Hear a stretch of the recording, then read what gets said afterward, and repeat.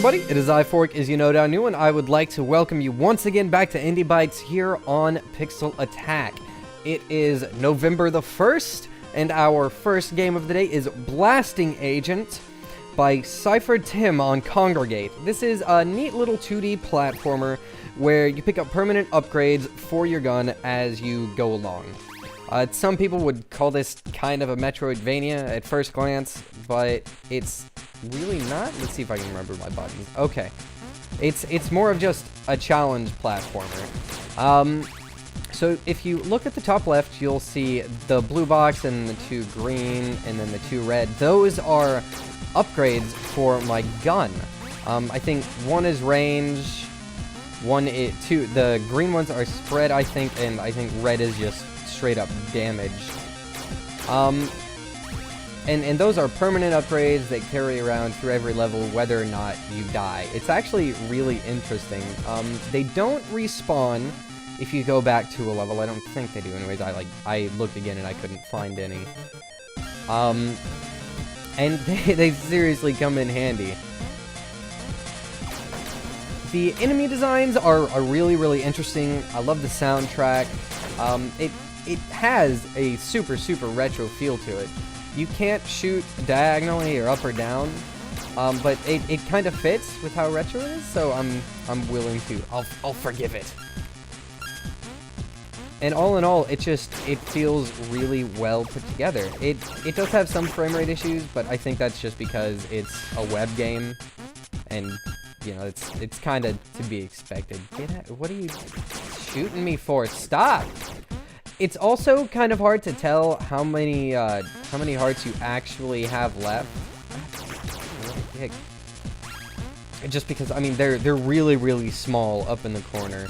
So it's just, oh! I think I almost got me. It's just, ooh, jeez. It's just the nature of how small it is. Like, sometimes it looks like I've got a quarter of a heart left, but it's, all damage is done to, like, full hearts. So, so I died. Get you! Get out! Sword guy. You can jump on bad guys' heads too, but I don't really recommend it. It's quicker to just shoot them. And that's, yeah. Oh god. So once again, this was Blasting Agent by SeiferTim on Kongregate. It's free. Go check it out. It's really fun, and it's kind of relaxing to play, and it's definitely not easy. It's a little challenging. It's nice. So go check it out. Let's move on to the next game. Yeah! Alright, our second game for the day is Fibrillation by Igor Rezanov. This is an atmospheric exploration game where the story unravels itself through implication and symbolism and stuff like that, and it's very atmospheric. It's super awesome, and it is one of those games that I don't want to show you too much because it's honestly best experienced blind. But trust me, if you're into weird and eerie things, this is definitely worth a look. It's got this bit of a build up, and it lets you click to close your eyes, which is kind of weird. Apart from that, it's normal controls: mouse to look, you know, WAS to move, space to jump, shift to sprint. And it just throws you right into it. There's some details in this that I'm noticing now that I really want to point out, but I'm not going to, because you'll notice them. You'll like notice what they are and what they really mean when you play through, and you'll want to play through for a second time. It's awesome. I love how this is just really basic lighting. I love how the camera works. Everything just really works to create this cohesive, unique style. It's awesome. So you come in here and then boom, whoa, where are you? Wow, so spooky. And this is where everything really starts to like oh shit. Woo! Woo! I forgot about him. Oh, I love it. So you're just exploring this whole time. And there's a lot. Ooh! There's a lot of symbolism going on in this game, and there's some. It's not. There aren't really any puzzles. I mean, like, you have to figure out how to get where you want to get, if that makes sense. Like, it doesn't just spell out how to get where you need to go. It doesn't really push you in a direction. And I really like that. It's a real it's a really nice way to do things. There are a few things like that, kind of jump scares. They're not really, like, scary most of the time. Oh, shit! And I love how the camera just reacts to being spooked. It's nice. It's very, very nice. Woo! Woo! Oh shit, I forgot which way to go. Let's go this way. Oh! Oh, somebody's crying. Oh! There's lights. Right or left? Pick one. Alright. Thank you guys for picking one. Oh, well that was... You guys made the shittiest decision. Who the hell is crying? And then it's an SCP game. Yeah, all right.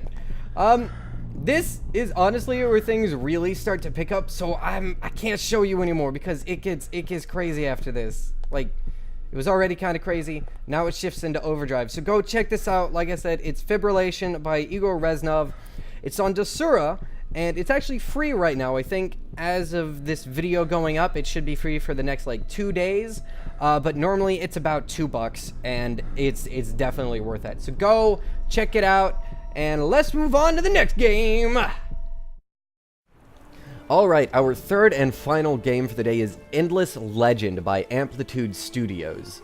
You may recognize them from an earlier showcase. They also made Dungeon of the Endless, and they have previously made Endless Legend. This is a 4X game with a different flavor. There are various races that each play differently, and there are 9 now. It's got diplomacy, intrigue, subterfuge, and really sick music. We're gonna go ahead and hop into a new game because my last game was on Volters, and I don't really like how they work. This is Broken Lords, and they really rely heavily on dust, which is kind of the unified mystical magical currency across all of Amplitude's games. And loading takes a while, so we're gonna movie magic. All right. Ooh, I've encountered wow, neat. Okay, get out of here. All right, so you spawn in, you got your dude. Let's see, we've got settlers and all sorts of things. Now, there's a lot. The mechanics are very convoluted. There's a lot of reading to do, but once I started actually, like, getting a grasp of how everything works, I kept getting sucked in. I think I've played, like, 5 games, and each one has been way too long for me to admit. Alright, so Broken Lords, like I said earlier, they rely on dust, so you need to take your faction's main resource into account when founding your first city. So you'll hit the little colonization button, which I smacked earlier, and you'll get this grid. So these are all the areas in your region that you see right now, and you can tell what resources are on each pad. So we're gonna go ahead and place it here because there's 12 dust right there. 12. That's good. There are so many minor factions in this game.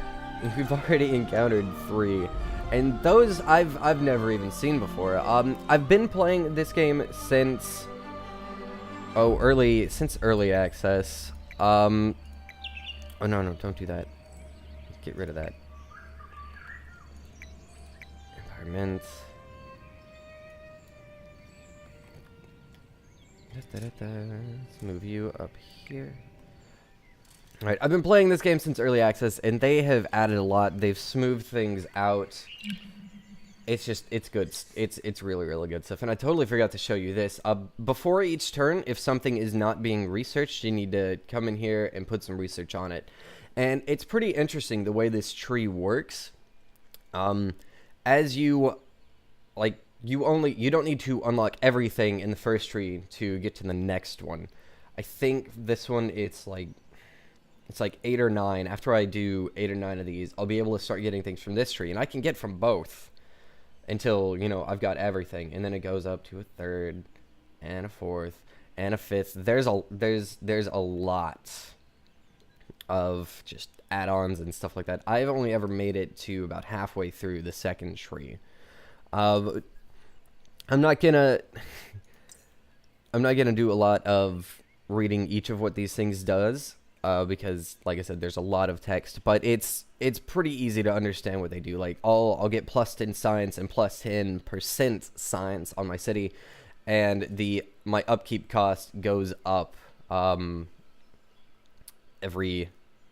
goes up by 1. So every turn I have 1 less dust that I would be gaining. Right now, I've got 50, and I'm getting 22 every turn. You can see your upkeeps and everything right there. It's really, really cool. So we're just going to pick a couple more. Just do that, and then we're going to go ahead and end our turn.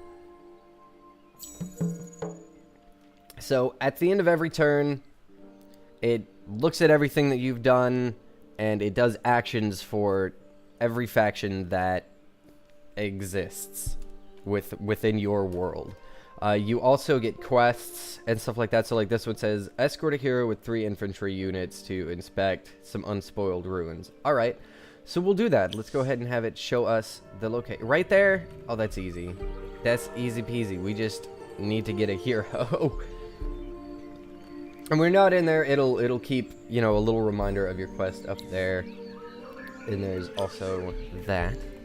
So let's see. We need to... Renard, get over there. Oh, that's not Renard. This is Baron Jocelyn Davil. The hero system is pretty interesting. They've got skills, and I believe every hero, like certain types of heroes have certain types of skills. Like everybody's got a class basically. But like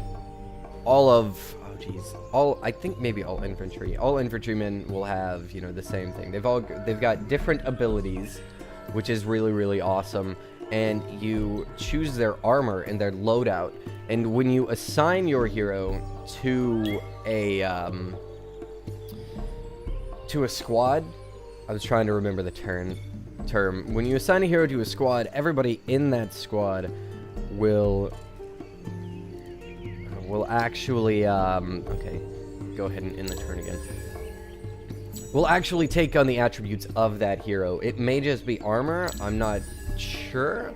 We're just gonna end the turn a bunch real quick, so that this is one thing. This does happen a lot in a game. Sweet, we got a research, that's awesome. So that'll give us +2 terrain or river during the summer season.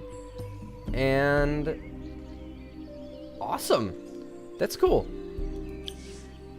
So this is all about building up your city, building up your empire. You can settle multiple cities. You can have a hero assigned as mayor to each city, and I think that works as basic just defense. And they give each hero gives different bonuses, and it's very, very, very cool. It has a multiplayer game. It has built-in mod support. I don't think there are any mods out for it yet. I haven't really looked, but it just came out. But definitely, like, things like that are what I can see this game lasting a long time. And I don't just mean sitting down and okay, let's go ahead and okay, so I believe we need to go new army, and then we click on them and we right click on Redar, and they join up with him. So now he's got 3 infantry units. Bam. So we just take him in. Every unit has a certain amount of movement that they can do. Like I've got 1. It's not very good. I think that's 2 actually. But one thing that's cool is it will save the moves that you set, and you can just hit do unused moves. It's a little button down right here, I think. All right, so we completed the first quest. Let's see, so we escorted him, and there we go. So the door's closed and requires quantities of dust. So gather 100 dust to try and open the portal. That's what we need to do. Let's see. Hey, sweet, he reached level 2. All right, so we open up his academy page. We can inspect him, go to his skill tree, and give him one of these. Bam, that one. I don't know what it does, but that's the one that we're gonna do. All right. Combat is really weird. I don't know. You know what? Let's go ahead and just invade these guys so that I can show you the combat. It's very strange, and I think it's pretty much just automatic. Okay, so we've got a good. So you choose if you want to control the battle, if you just want to watch it, or if you just want it to resolve itself, which is very nice. You can look at this. You can look at how long you've been playing. How badly you need to manage your macros and stuff. And then you pick, a basic fighting style. If you just want to like stay put, be offensive, be defensive. And we're gonna do defensive. That way we can minimize the damage that we take. And we're gonna go ahead and do manual. We're just gonna fight them. So when you fight, this is kind of weird. I like this, but it's also strange. You'll just start fighting over these huge squares that you haven't been fighting over. So you place your guys. You can let me move? Guess I can't move. Okay, that's right. You can only I forgot. You can initially you can only move within your space. But after we ready up, and we're gonna choose our basic targets. Look like we got some reinforcements. But we're gonna just have everybody go ahead and just go ham. Just this guy just ruin his day.